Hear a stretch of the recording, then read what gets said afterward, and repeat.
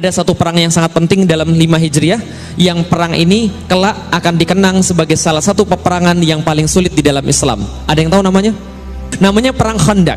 Perang Khandaq artinya perang parit, terjadi pada 5 Hijriah, dan ketika itu 10.000 orang-orang kafir Quraisy mengumpulkan pasukan Ahzab namanya. Ahzab ini artinya apa?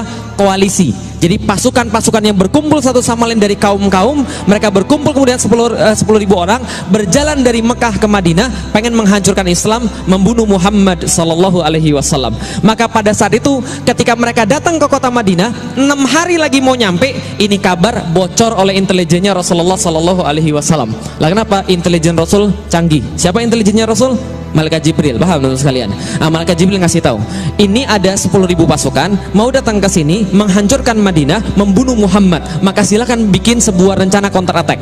Rasulullah kemudian mengumpulkan para sahabatnya, lalu kemudian hitung ada berapa pasukannya. Para sahabat bilang, ya Rasulullah, kami cuma ada 3.000 ya Rasulullah. Coba lihat, secara logika 10.000 lawan 3.000, yang menang siapa?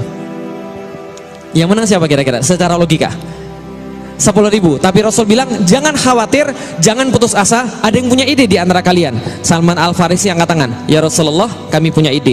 Gini, dulu kami di Persia, ketika kami melawan pasukan yang jumlahnya jauh lebih besar daripada kami, maka kami buat parit, dan di parit itulah kemudian kami berlindung, kami gali tanah, kami taruh di atas, kami dapat tempat yang lebih tinggi, kami tempatkan pasukan pemanah di sana, kami panah mereka, walaupun kami tidak yakin sekarang bisa menang atau tidak, karena perbedaan pasukan terlalu banyak ya Rasulullah. Rasul katakan, gak ada masalah, buat paritnya. Maka dibuatlah parit mengelilingi kota Madinah sebelah utara sejauh 8 km. Bayangkan gali parit 8 km, bukan di Indonesia. Indonesia pakai cangkul selesai, gali parit di Arab pakai cangkul, patah cangkulnya. Gali parit di Arab pakai lembing, karena batu semua. Hancurkan batunya, naik tarik ke atas. Dan yang namanya paritnya ada spesifikasinya. Kata Salman, ya Rasulullah, lebarnya harus 5 meter, dalamnya harus 3 meter. Lah kenapa sepanjang itu? Supaya kuda nggak bisa lompat, kalau lompat jatuh nggak bisa naik lagi 3 meter. Maka 5 meter, 3 meter. Hitung saja berapa kubik tanah harus diangkat ke atas. Dalam kondisi seperti itu 6 hari lagi mau nyampe. Kira-kira mereka stres atau tidak? Kaum muslimin stres. Lah kenapa stres? Jumlahnya cuma 3.000, gali parit 8 km, 6 hari lagi pasukan nyampe, itu pun belum tentu menang.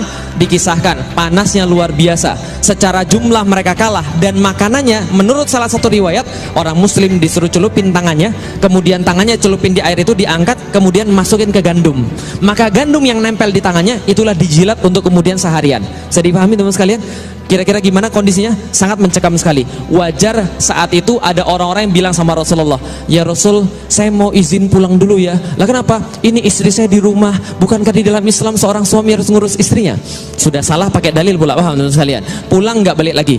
Ya Rasulullah, saya mau pulang. Lah kenapa? Anak-anak saya belum makan ya Rasulullah. Bukankah seorang ayah adalah tanggung jawabnya mengurusi anak-anaknya? Kabur, nggak balik lagi. Sudah salah pakai dalil. Yang bersama Rasulullah pada saat itu cuma tertinggal 2 tipe orang.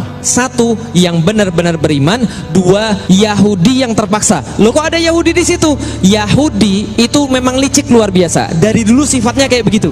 Lah kenapa? Mereka bilang sama Rasulullah, kami akan membantu karena kami warga Madinah. Ternyata mereka sudah kong kali kong sama pasukan Ahzab. Mereka bilang, nanti kalau kamu datang, kamu akan serang kaum muslim dari depan, kami akan ganggu istri-istri mereka dan anak-anak mereka, kami akan ancam bunuh, dan kami akan ancam mereka untuk diperkosa, sehingga mereka tidak tenang. Maka muncul di dalam Al-Quran, dalam surat Al-Ahzab, menggambarkan peperangan ini, ja'akum min fawqikum wa min asfala minkum, dan ketika datanglah kemudian mereka dari depan kalian dan dari belakang kalian, itzagotil absara, ketika kalian bergetar pandangannya, wa balagatil qulubul hanajir, dan sampai kemudian jantung sampai ke tenggorokan, wa tadzunnuna billahi dzununa, dan Anda banyak prasangka pada Allah Subhanahu wa taala. Allah sudah pergi meninggalkan kita, Allah nggak perhatian lagi pada kita, kita tidak akan dimenangkan oleh Allah Subhanahu wa taala. Ini yang kejadian. Maka ketika menggali parit, ada 2 yang tersisa. 1 kaum muslimin yang benar-benar beriman, 2 Yahudi yang terpaksa.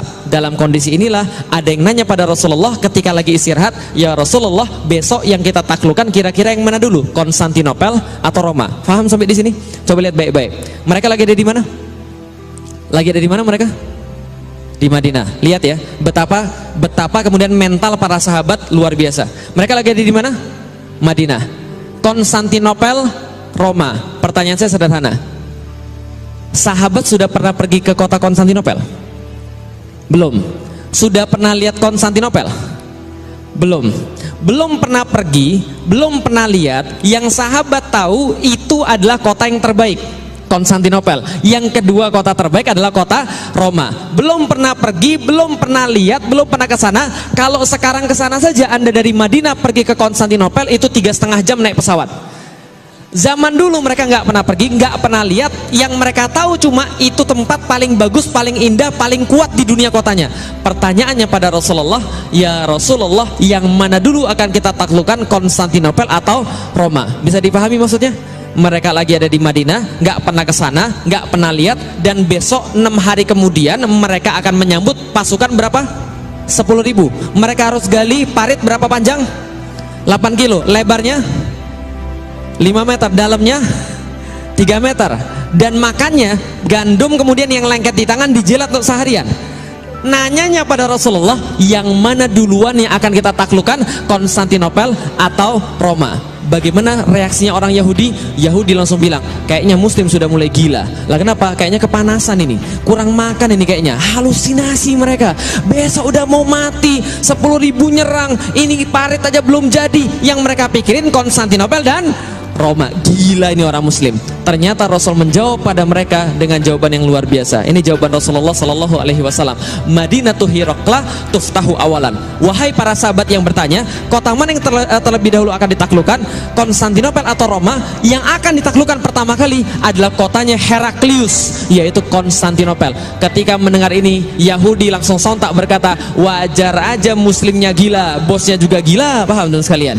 Lah kenapa? Karena Rasulullah dianggap gila. Ini ditulis dalam sirah Ibnu Hisham, bahwa kemudian orang Yahudi mengatakan Muhammad gila. Hari ini pun mereka tidak sempat pergi ke WC, tapi mereka berpikir tentang Konstantinopel, mereka berpikir tentang kota Roma. Coba lihat baik-baik teman sekalian. Pertama, perhatikan mental para sahabat. Para sahabat tidak pernah nanya begini, ya Rasulullah, mungkin nggak kita menaklukkan Konstantinopel? Jelas sampai di sini? Para sahabat nanya begitu? Enggak. Yang ditanya oleh para sahabat adalah yang mana duluan. Artinya di dalam kepalanya dua-duanya sudah pasti takluk. Cuma dari tadi penasaran yang mana duluan. Dan Rasulullah Shallallahu Alaihi Wasallam nggak menjawab begini, udah jangan mikirin jauh-jauh, bapak lu aja belum masuk Islam. Udah jangan mikirin jauh-jauh, makan aja susah. Enggak. Yang Rasul berikan pada mereka, lihat, ketika kekurangan makanan, ketika kekurangan bala tentara, ketika kekurangan segala macam, yang Rasul berikan pada mereka bukan bala tentara, bukan makanan, bukan persenjataan. Yang Rasul berikan pada mereka adalah visi. Kalian akan menaklukkan kota Konstantinopel.